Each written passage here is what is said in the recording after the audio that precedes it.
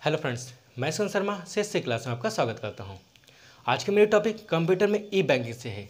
जैसा कि नाम से स्पष्ट हो रहा है कि ई बैंकिंग का मतलब कि जब हम बैंकिंग के सभी कार्य प्रणालियों को इंटरनेट के माध्यम से करते हैं, जिसके लिए बैंकों के द्वारा हमें एक यूज़र आईडी और पासवर्ड दिया जाता है, जिसके माध्यम से हम अपना कोई रुपया, मनी या फंड ट्रांसफ़र कर सकते हैं या रिसीव कर सकते हैं। तो आपका इंटरनेट बैंकिंग से तात्पर्य है कि जब हम बैंकों के कार्यप्रणाली को हम इंटरनेट के माध्यम से करते हैं तो वह हमारा इंटरनेट बैंकिंग के अंतर्गत आएगा। इसके लिए बैंकों के द्वारा हमें यूज़र आईडी और पासवर्ड दिए जाते हैं। अब जब हम पैसे को ट्रांसफ़र करते हैं, एक जगह से दूसरी जगह भेजते हैं या रिसीव करते हैं, तो इसके लिए कई माध्यम होते हैं। जो उन सभी माध्यम को हम देखेंगे कि कितने पेमेंट मोड होते हैं या किन की तरह से हम बैंकों में पैसे एक जगह से दूसरी जगह भेजते हैं। ध्यान रखिएगा, ये चैप्टर CCC के स्टूडेंट के लिए बहुत ही इंपॉर्टेंट है, क्योंकि मिनिमम 10 नंबर के क्वेश्चन आपके डिजिटल फाइनेंस से पूछे आते हैं।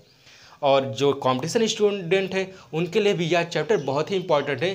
क्योंकि पिछले 4-5 सालों से डिजिटल फाइनेंशियल या डिजिटल फाइनेंस जो हम बैंकों की कार्य प्रणाली इंटरनेट के माध्यम से करते हैं, वो बहुत ही ट्रेंड में आया हुआ है। क्योंकि हम ATM का यूज़ अब ज़्यादा करने लगे, हम ई-वॉलेट जो होते हैं, आपके फ़ोन पे होते हैं या आपके भीम होते हैं या गूगल पे होते हैं, इन सब का यूज़ हम बहुत ही ज़्यादा करने लगे। इसलिए अब इन सब से रिलेटेड क्वेश्चन कॉम्पिटिशन एग्जाम में बहुत ही हद तक पूछे जाने लगे। तो हम देखेंगे सबसे पहले कि हमारा पेमेंट मोड क्या होता है। एक एक टॉपिक को ध्यान से देखिएगा, सभी टॉपिक आपको समझ में आएगा। देखिए, पेमेंट मोड। पेमेंट मोड में सबसे पहले हम पढ़ेंगे नेफ्ट। कई बार क्वेश्चन सिर्फ यही पूछ लेता है कि नेफ्ट का पूरा नाम बताइए। तो जितने भी आपके पूरे नाम आते हैं उन सब की वीडियो हम स्पेशली एक बनाएंगे, बट आपको जितना पढ़ाते चल रहे हैं उतना आप कन्फर्म याद करते हुए चलें और उसका नोट्स भी बनाते हुए चलें। नेफ्ट का पूरा नाम जो होता है national electronic fund transfer. National electronic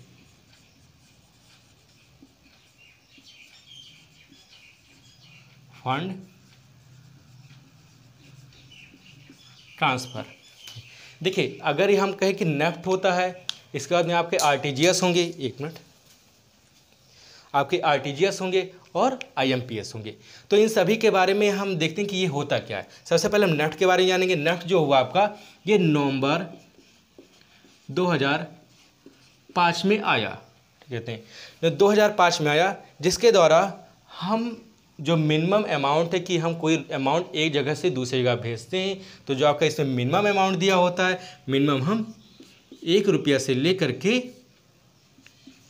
10 lakh तक हम एक जगह से दूसरी जगह भेज सकते हैं। किसके माध्यम से?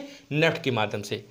कुछ इसमें क्वेश्चन पूछे जाते हैं कि इसे नेफ्ट आपका कब तक वर्क करता है, क्या 24 घंटे वर्क करते हैं, क्या पूरा आपके 24/7 आवर्स काम करते हैं या नहीं करते हैं। तो ऐसा नहीं, यह आपके सिर्फ मॉर्निंग में 8 o'clock से, जो इसका टाइमिंग होता है, मॉर्निंग में 8 o'clock से इवनिंग में 7 PM तक वर्क करते हैं।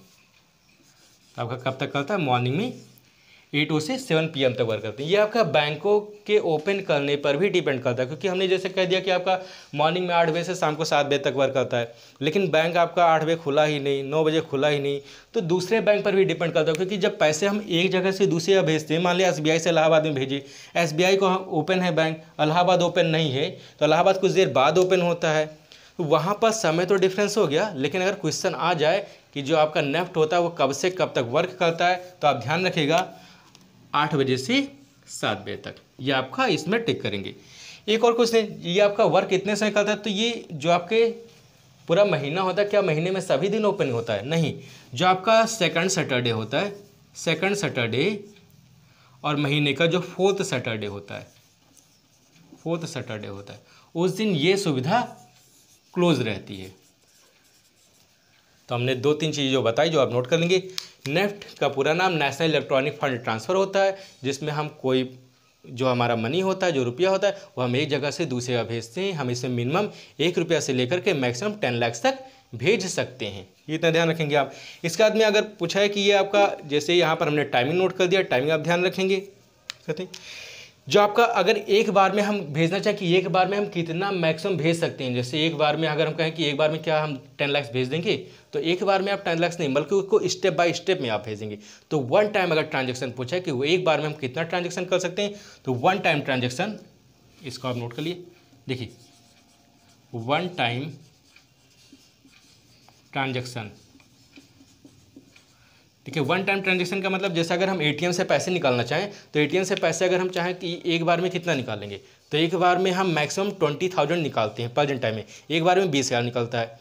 बट टोटल कितना निकलता है एक दिन में, अगर हम कह दें एक दिन में 40,000 रुपया निकलेगा, लेकिन 40,000 एक साथ में तो नहीं निकलेगा ना, वो 20-20 हज़ार करके निकलेगा 2 बार में। इसी तरह से जो हम भेजते हैं कि इतना हमें अमाउंट भेजना है, तो कितना रुपया एक बार में हम भेज सकते हैं, एक बार में आप मैक्सिमम 50,000 रुपीज़ भेज सकते हैं। तो ये आप ध्यान रखिएगा, पूछा था कि एक बार में हम कितना रुपया भेज सकते हैं, मैक्सिमम 50,000। ये तो आपका नेफ्ट का हुआ। अब जो आपका पेमेंट मोड है वो कितनी तरीके से होता है, ध्यान रखिए, ये नेफ्ट वगैरह पूछते हैं कि नेफ्ट आरटीजीएस है या आपका आईएमपीएस है, ये सब होता क्या, ये सब आपका पेमेंट मोड होता है, पेमेंट को एक जगह से दूसरी जगह भेजने का एक माध्यम होता है। नेफ्ट के बाद में दूसरा हम देखते हैं, देखिए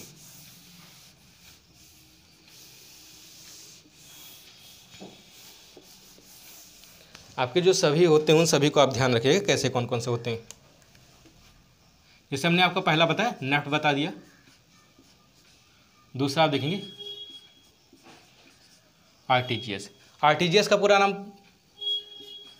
real time gross settlement.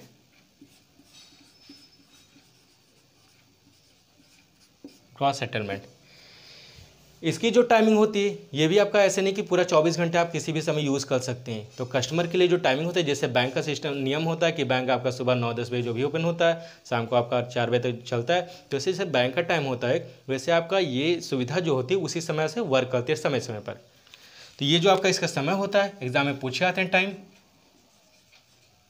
Time जो होगा वो आपका 8 AM से 4:30 PM तक होता है। होता है इसमें जो आपका मिनिमम अमाउंट होता है, जैसे हमने अभी नेफ्ट में बताया, नेफ्ट में मिनिमम अमाउंट कितना है, 1 रुपया हमने बताया, और मैक्सिमम कितना तक, 10 लाख तक। वन टाइम ट्रांजेक्शन 50,000 हो जाएगा। यहाँ पर जो मिनिमम अमाउंट होगा वो आपका 2 लाख होगा। 2 लाख से मतलब कि हम बड़ी पूंजी को एक साथ में अगर ट्रांसफ़र करते हैं, कि हमें जैसे कोई बड़ी पूंजी हम एक साथ में, अब 2 लाख से कम नहीं कर सकते कि हम सोचें कि 2 लाख से कम हम भेज दें कहीं पर कुछ रुपया, तो ऐसे नहीं होगा आपका आरटीजीएस में। आपका 2 लाख से भेजेंगे 10 लाख तक, तो 2 लाख से 10 लाख तक आप इसमें अमाउंट जो है ट्रांसफ़र कर सकते हैं, minimum to maximum. 2 lakh minimum और मैक्सिमम 10 लाख भेज देंगे।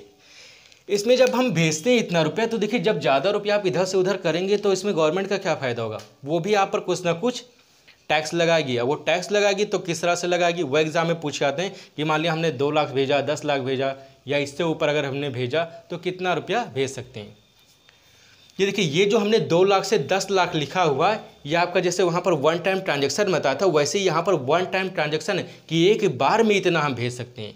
मतलब एक बार में हम 10 लाख रुपया तक भेज सकते हैं, और मैक्सिमम तो हम बहुत ही ज़्यादा रुपया भेज सकते हैं। मैक्सिमम बहुत ज़्यादा रुपया भेज सकते हैं। कितना भेज सकते हैं ये आपका दिया नहीं गया कि कितना भेज सकते हैं, लेकिन अगर हम भेजना चाहें तो इससे ज़्यादा। ये आपका वन टाइम ट्रांजेक्शन, इसको आप लिख लीजिएगा, वन टाइम ट्रांजेक्शन।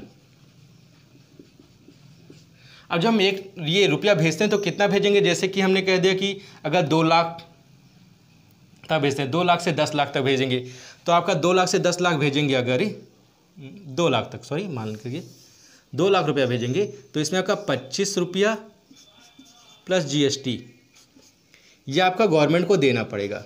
मतलब गवर्नमेंट इस पर कट करेगी जब आप इतना ट्रांजेक्शन करेंगे तब। इसके बाद में करेंगे कि अगर हम 5 लाख से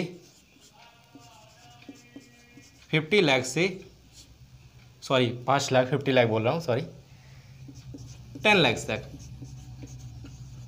तब यहाँ पर गवर्नमेंट क्या करेगी, यहाँ पर गवर्नमेंट आपको 50 रुपीज़ प्लस GST कर देगी, इतना आपका करेगी। अब इसमें देखेंगे आप जिससे जब हम इतना कोई ट्रांजैक्शन करते हैं तो ट्रांजैक्शन करते समय हमारी कुछ गवर्नमेंट हमें उस पर चार्ज करती है। तो गवर्नमेंट कितना चार्ज करेगी? यदि हम 2 लाख तक भेजते हैं, 2 लाख रुपया तक भेजते हैं, तब तो हमारा 25 रुपया और प्लस GST ले लेती है। लेकिन अगर उससे ऊपर चला आता है, जैसे 5 लाख से 10 लाख तक भेज देते हैं, तब हमारा कितना होगा? 50 रुपया प्लस GST, जो भी चार्ज होगा बैंक का GST में, वो आपका बैंक ले लेगी, मतलब गवर्नमेंट लेगी आपका कस्टमर से। अब इसके बाद में एक और बचता है, नेफ्ट हुआ, RTGS हुआ। RTGS के बाद में एक और आएगा आपका, वो आपका कहलाता है IMPS। इसको आप नोट कर लेंगे। सभी का आप एक एक नोट कर लीजिएगा। बुक से भी पढ़ना आपको उतना ही जरूरी है जितना कि वीडियो देखना जरूरी है। तो आप वीडियो के साथ साथ में बुक को भी आप देखेंगे कि बुक में क्या लिखा हुआ है।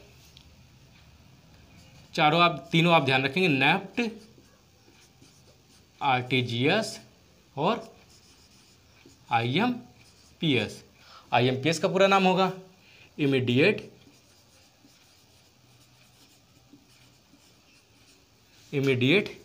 Payment service.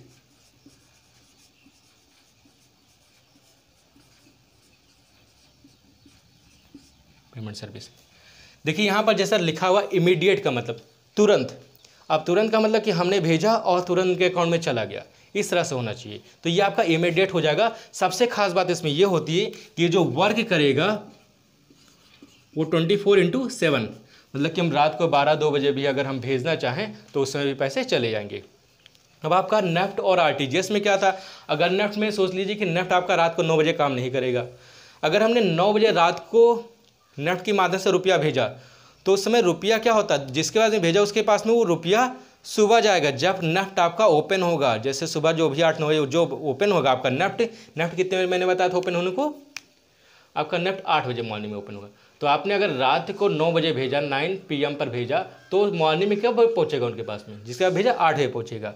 बट अगर आपको इसको रात को 2-3 बजे किसी समय भेज देंगे, वो आपका तुरंत वहां पर पहुंच जाएगा। तो जैसे लिखा है इमीडिएट पेमेंट सर्विस, आपको तुरंत अगर रुपया किसी का भेजना हो तो वहां पर आप IMPS का यूज करेंगे। अब IMPS का यूज करने के लिए इसमें क्या दिया जाता है, जो ये सुविधा यूज़ की गई कि सुविधा सबसे पहले कौन से बैंक में अपनाई गई? तो सबसे पहले जो सुविधा की गई फर्स्ट सर्विस वो आपका दिया गया था SBI में दिया गया था, स्टेट बैंक ऑफ इंडिया।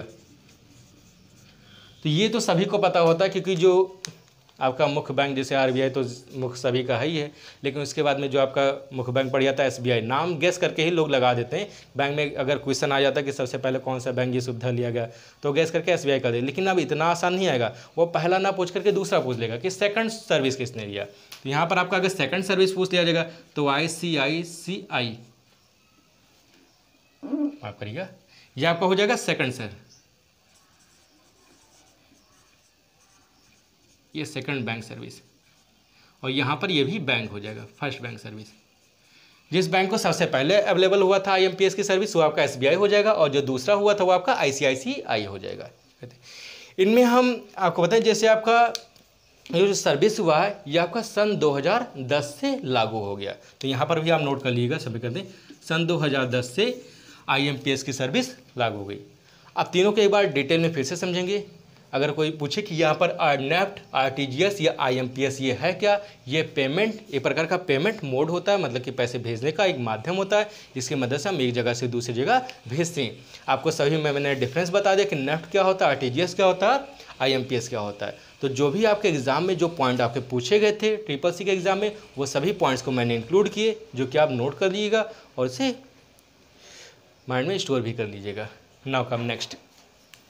जब हम पैसे को भेजते हैं तो एक जगह से दूसरी जगह हमें पैसे भेजने के लिए हमें किस चीज़ की ज़रूरत होती है? जिसके पास भेजेंगे उसका हमें अकाउंट नंबर चाहिए। अकाउंट नंबर के अलावा और क्या चाहिए? IFSC कोड चाहिए। तो देखिए अकाउंट नंबर तो जो उसका होगा कस्टमर का वो हमें मिलेगा, फिर IFSC कोड, इसके बारे में थोड़ा जानते हैं कि ये क्या होता है।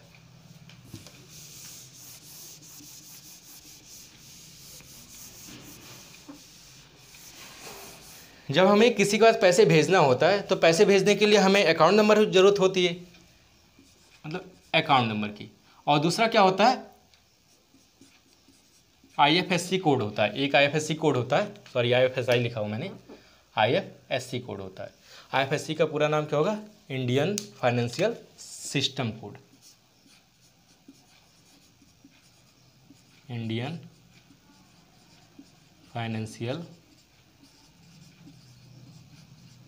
System code, Indian financial system code कहते हैं।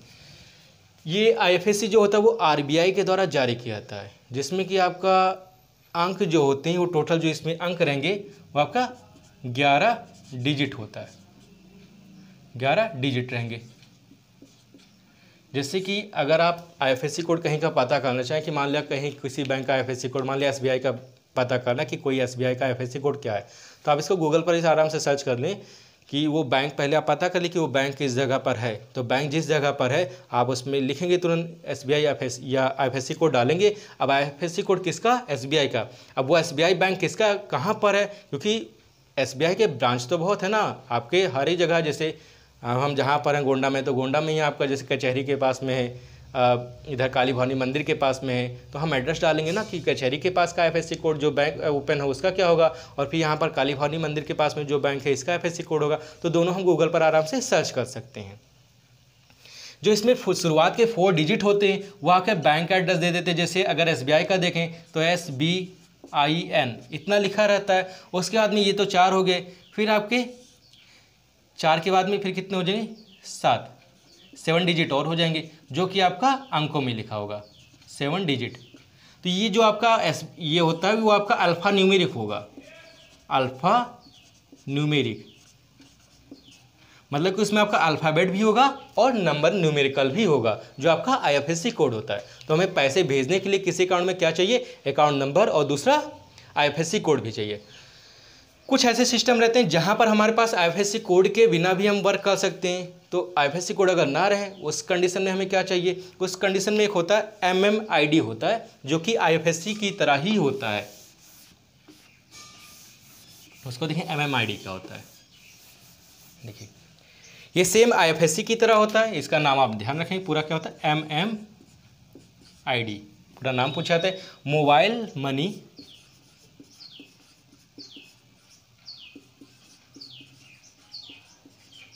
Money identify.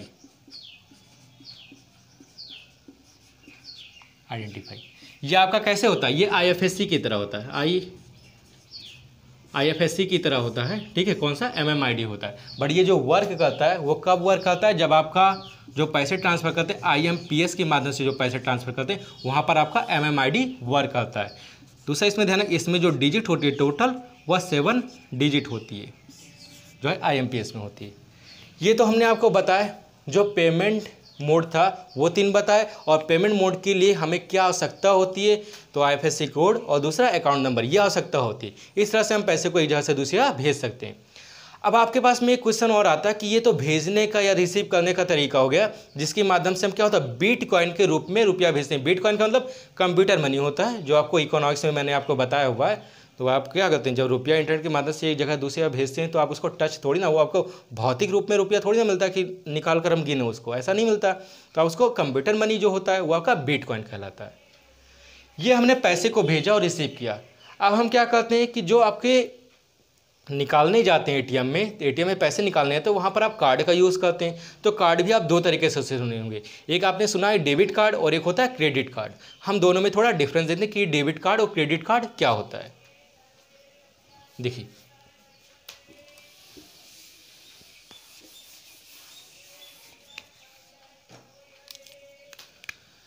कार्ड, सबसे पहले आप देखेंगे जो डेबिट कार्ड होता है और एक होता है क्रेडिट कार्ड।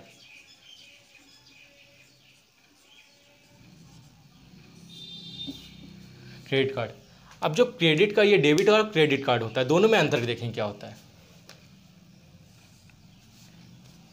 दोनों में जो सबसे मुख्य अंतर होता है उस सबसे मुख्य अंतर को देखेंगे। ये एक प्रकार का प्रीपेड टाइप होता है, प्रीपेड टाइप का होता है, प्रीपेड टाइप। और ये क्या होता है? पोस्टपेड।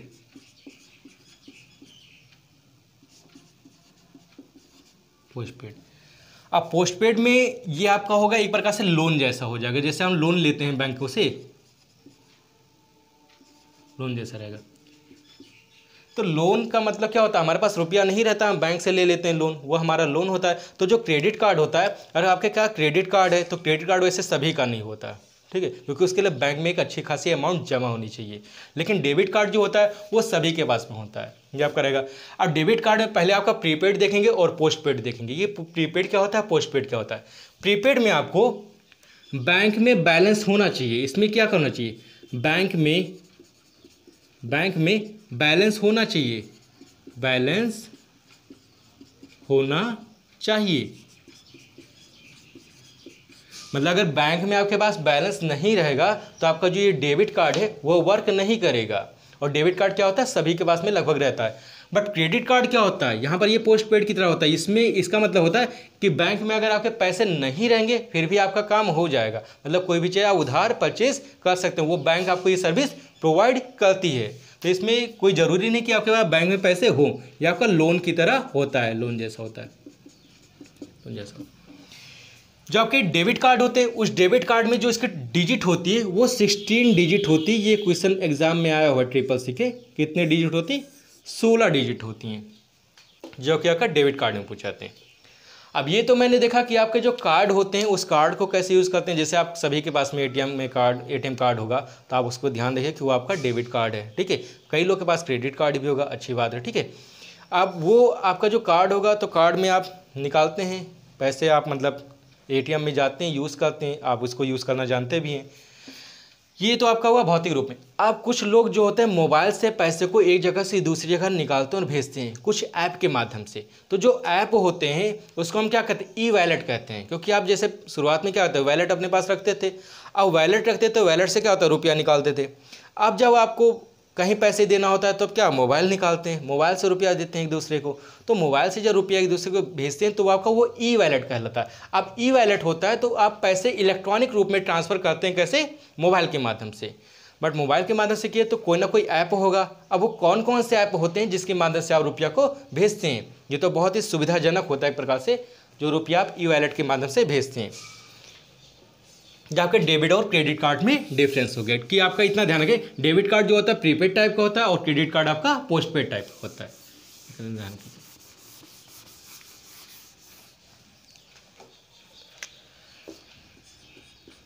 ई वैलेट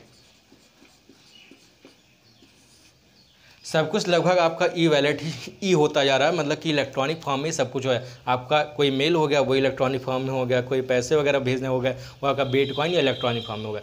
ई वैलेट बहुत ही अच्छा सुविधा है कि हम मोबाइल से आराम से एक दूसरे जगह भेज सकते। क्योंकि आप इधर देखिए जैसे लॉकडाउन लगा हुआ है, लॉकडाउन में कितना ज़्यादा मदद किया हमारा ई वैलेट। कहीं भी हम जाएँ तो पैसे वगैरह देने में या लेने में सबसे अच्छा माध्यम आपका ई वैलेट हो जाता है। एक क्वेश्चन पूछा था कि ई वैलेट का यूज़ सबसे ज़्यादा इंडिया में कौन से राज्य में किया जाता है, तो आपका वो महाराष्ट्र राज्य जो है वो नंबर 1 पर है ई वैलेट यूज़ करने में।